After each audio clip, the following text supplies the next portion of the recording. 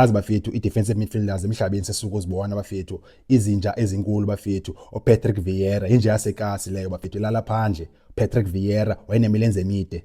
Ngoku phaka eSpain Manchester City uRodri njamathambo leyo nemilenze emide. Nalatsotsi eReal Madrid makanene uKamavinga naye nemilenze emide.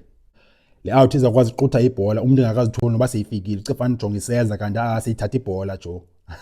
Imilenze emide angomanzi amancane iyasibhana imidfield mfethu jonga ke Orlando Pirates utalent Mbatha le ntswimpo egqithi ePirates ibhoza yama Mbatha inemilenze emide latsotsi mfethu iyasibhana lawo imidfield akumbona uMbatha xa ixutha ibhola kamandi phanga la milenze yakhe.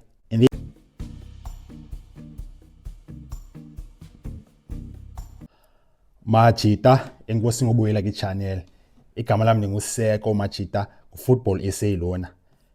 Kaizer Chiefs bafethu sizibonile mosonke indabandaba. Kaizer Chiefs ine defensive midfielder entsha uAdolf Mthasingwa. Dalithanda ligama Mthasingwa. Chokamanda apha emlonyeni Mthasingwa.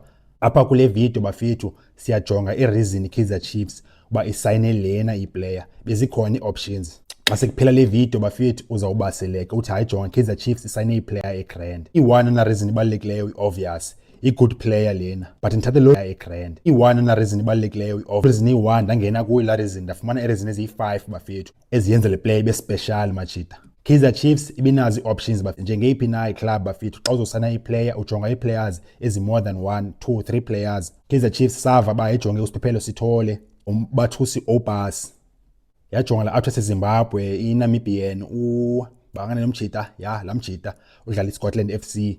And then egqibeleni yathola uAdolf Mthasingwa nanko bafethu. Reason number 1 bafethu Kaizer Chiefs isane player egrand le out i-foreign player bafethu foreigner and if kudala ulandela ibhola yazi foreigners bafethu ikhona lento i-different ngazo azifani nezinye players. I-foreign players ezininzi bafethu zidlalela ukufa ebaleni zidlalela ukufela ebaleni iWest ngoku xa sifumana i-defensive midfielder.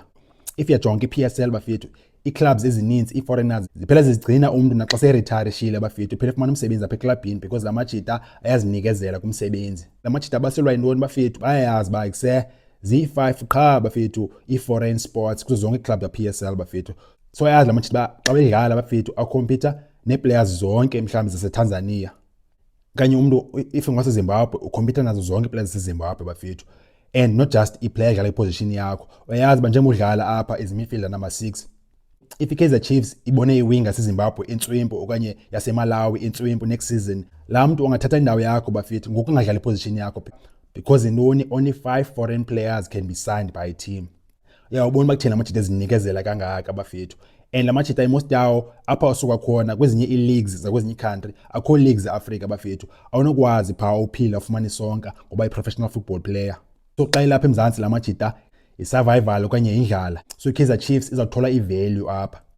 Siyazazi zonke examples zininzi bafethu ke Sundowns oDennis Onyango kunini babe pha abareliseki oKennedy Mweni babengareliseki Ezra Mnyandoro uWillard Khatsane Kaizer Chiefs Orlando Pirates William Okpara usephanda namhlanje oPara oTinashe nengomashe okho babeperform iminyaka Onisimo Basera okho wahlala kuSuperSport engahambi SuperSport wade wabasebhenchini amajita eforeigners more than 50% wawo majita umuntu usuka adlala waya indawo yakhe ayithathwa mfethu and ufit siloke ejima hard la majita ne-pattern train recover sleep oPeter Shalulile sasesiva bakuse kuthiwa umjita uvuka ngo4 ekseni every day la out ehotel eromini umjita xa ingena isiyale ngenani ukwenza uyenza i-push ups onye sit ups.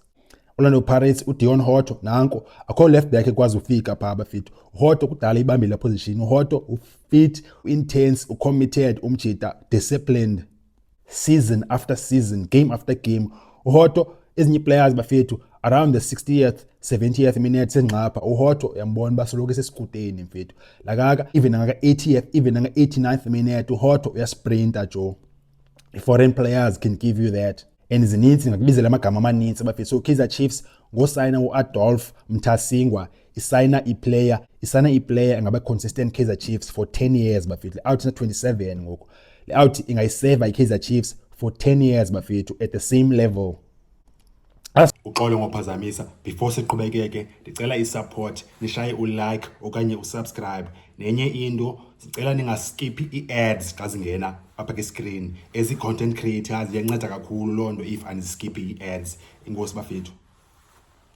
Asuva kuthiwa nanko eSoweto akalali ebusuku mfethu. Sani kuyasibhanwa apha izizophangela lena bafethu. First player Kaizer Chiefs esuka eTanzania futhi. Number 2, Adolph Mtasingwa, a quality signing for Kaizer Chiefs. Leout is an established leader bafethu abisuka khona. Ungawujonge Joe, foreign player and then established leader besuka khona. Ndithetha ngantoni? Leout ibi-vice captain international eTanzania futhi ibi-vice captain e-national team yayo. And then Leout ibinxiba ibhanti ki-Azam FC eTanzania, captain wapha Joe. Azam FC ayo team encane bafethu. Iki-top 3 eTanzania behind the Simba ne-Young Africans. And then ke ngoku ube yi-captain e-team eklo level bafethu. Ayingomanzi ayini lawo bafethu. This is a serious player. Yakhumbula uPitso Mosimane bafethu ngo-Sundowns ibidominate under uPitso. uPitso echilo uba kubalekile usayina i-captains. uPitso wayesayina i-captains Mosimane. uThabo Nthethe babezi-captain basuka ki-Celtic. uHlompo Kekana wayi-captain ki-SuperSport. uMusa Lebusa wayi-captain i-Ajax Cape Town. The list goes on bafethu. uPitso wayesayina i-captains Joe. Kaizer Chiefs naye isayina i-player bi-captain abasuka khona. Leadership yayithatha umjita, responsibility wayithatha umjita, ne-character jambileyo ikhona. Akuzoba khona umuntu one-attitude apha afana no-Glody Lelope. uGlody Lelope bafethu respect ebentswempu, but attitude yakhe ne-leadership yakhe ibingekho grand. Bengasethi example ne-tone for ezinye players okanye i-youngsters, which is the most important part ke-leadership. Coach entsha Kaizer Chiefs mostly uyabelieve ki-youth, and Kaizer Chiefs ne-talent eninzi bafethu ki-DDC. Iziladi zizawujima ne-first team bafethu. Xa zingena phaa ejimini ki-dressing room zizawudibana noMthasingwa bafethu. Zibone i-level phana, zibone i-professionalism eki-high level. Number 3, iplayer grand lena bafethu. Leout ibidlale 6 years bafethu e-Europe, eScandinavia. Scandinavia ila region ye-Finland, ne-Norway, ne-Sweden, ne-Iceland of course, apho umjida bedlale khona. Leout yaya phaa isena 19 years old, iseyi-teenager mfethu. Yafika yahlala 6 years phaa.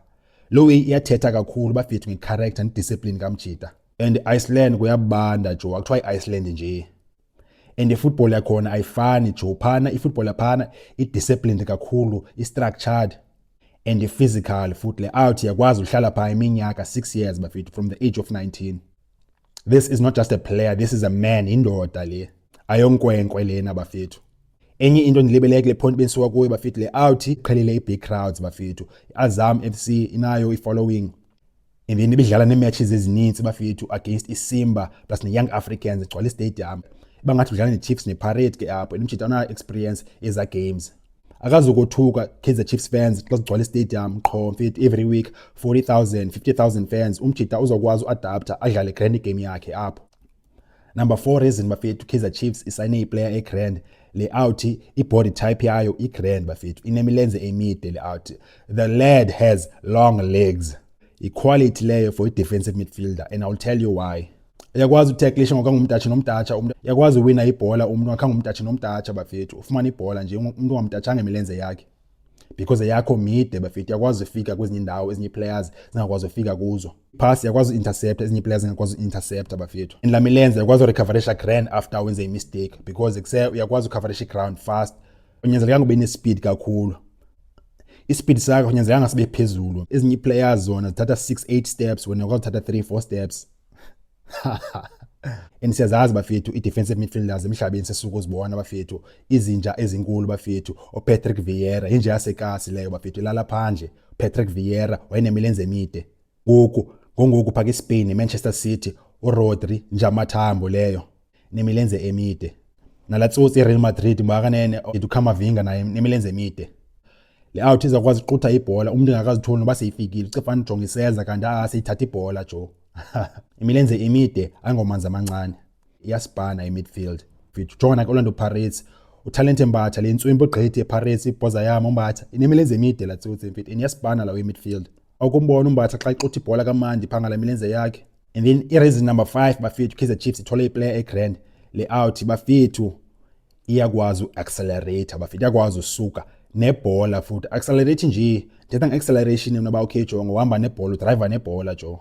kweza highlights sizibonileyo la out nothi qhoba okay jonga iyapasa ase short pass okanye long pass la out ngezinye izikhathi ibelithathe umuntu jo imidfielder yenza la way top quality ki modern football bafethu bawubamba ibhola egqethe emntwini ngepace umjita unayo la wendiyibonile bafethu kangayenza kayi1 futhi quality zezinye izinto ezi iplayers eKaizer Chiefs bezingakwazi uzenza number 6 position le out iquick bafethu ndiyibonile phakathi za highlights le out iyakwazi ushuffle iminyane ibhola phakathi kumilenze yayo bafethu whether umjita uzambamba ibalance okanye uthatha umuntu yayenza lawo bafethu quality leyo le out bafethu imali yayo izawuthenga phakathi Betway Premiership bafethu I think quality signing umjita leyo yayo ukwazi accelerator nebhola bafethu ichinja fast like besidefender ngoku next thing sesi attacker ngoku besidefender ngoku next thing 1 second 2 seconds later sesi attacker ngoku coaches ayithanda la way so Kaizer Chiefs ina more than a ball winner bafethu ana ball winner nje ngeke ngoku overall experience yakhe umjita bafethu yeke leminyaka anayo umjita i6 wayedlale ngapha eScandinavia eEurope as international umjiza udlala big games bafethu ki AFCON qualifiers badlala ki AFCON badlala ne World Cup qualifiers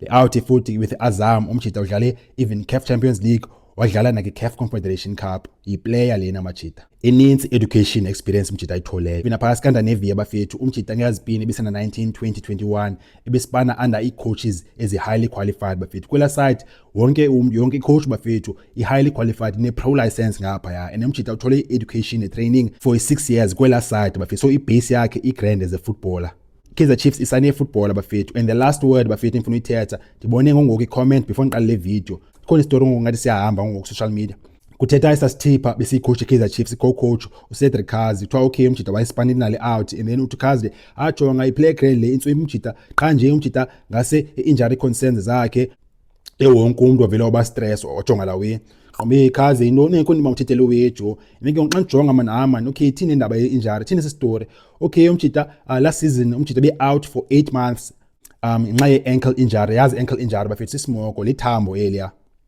umjita kangadlala 8 months and then kuthiwa out ibispana hard bafethu kuthiwa umjita ebejima every day bafethu kufanele to make sure ba se apha ufika eloliwe Kaizer Chiefs and then abantu bathi ke injury prone umjita just because ubuthole umjita bethole injury last season 8 months before lonto bafethu out ibidlale 3 to 4 seasons straight bafethu with no injury from 2022 from 2020 to 2024 okudlala umjita straight ngeke ngoku injury prone njani ke ngo sanumamelo Cedric Kazi bafethu man otherwise nazo bafethu new player Kaizer Chiefs Adol Mthasingwa sambona umjita very soon bafethu ngalibalo support channel bafethu ngo like kwenye subscribe moja bafethu